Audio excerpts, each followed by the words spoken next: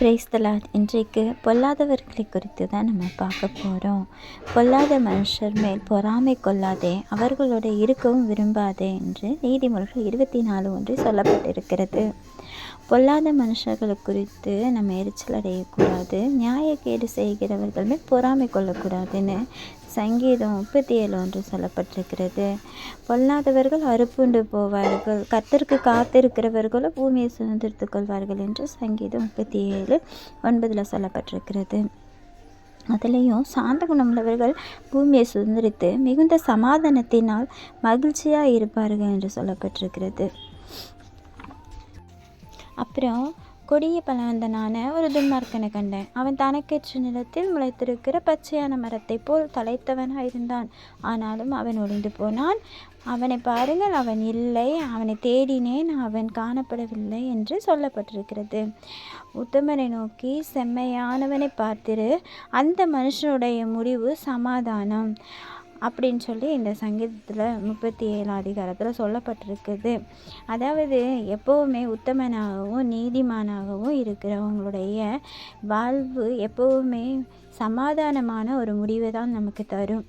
இவங்க இந்த உலக பிரகாரமான காரியங்களை பார்த்து அவங்க செலுத்திருக்கிறதையும் வாழ்ந்திருக்கிறதையும் பார்த்து நம்ம பொறாமையோ எரிச்சலோ கொள்ளக்கூடாது. அவங்க இந்த பூமிக்கு ஏற்றதை நாடுறாங்க, பூமிக்குரிய காரியங்களை பண்ணுறாங்க. அதனால் அது துன்மார்க்கமான காரியம், பொல்லாத காரியம் அப்படிங்கிறது அவங்களுக்கு தெரியறதில்லை. அவங்களுக்கு இந்த பூமியில் உள்ள ஐஸ்வர்யம், அந்தஸ்து, ஆஸ்தி போதுன்றது தான் அவங்களோட வாழ்க்கை. நமக்கு அப்படி இல்லை. நமக்கென்று தேவன் பரலோக ராஜ்யத்தை தந்திருக்கிறாரு. அதுக்கு நாம் எப்படி ஆயத்தப்பட வேண்டும், அதற்காக நாம் எப்படி நம்முடைய வாழ்க்கையை பரிசுத்தப்படுத்தி கொள்ள வேண்டும் என்பதில் நாம் மிகவும் கவனமாக இருக்க வேண்டும். எனவே பரலோக ராஜ்யம் என்று ஒன்று உண்டு என்பதை நாம் அறிந்து கொள்ள வேண்டும். பூமிக்குரியவைகளை அல்ல, மேலானவைகளை நாடுங்கள் என்று நமக்கு வேதாகமம் கற்றுத்தருது. மேலான ராஜ்யத்தை நாம் சுதந்திரித்து கொள்ள நம்மளை நாம் தகுதிப்படுத்துகிறவர்களாக அனுதினமும் இரட்சிப்பின் பாத்திரத்தை எடுத்துக்கொண்டு தேவனை தொழுது கொள்ளுகிறவர்களாக காணப்பட வேண்டும் என்பதை நாம் புரிந்து கொள்ள வேண்டும்.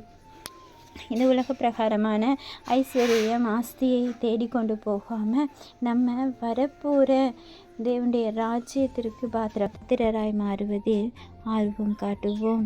இது கடைசி காலம் என்பதனால் தேவனுடைய ராஜ்யத்தை நாம் சுதந்திரித்து கொள்வதற்கு நம்மை நாம் ஆயத்தப்படுத்த வேண்டும்.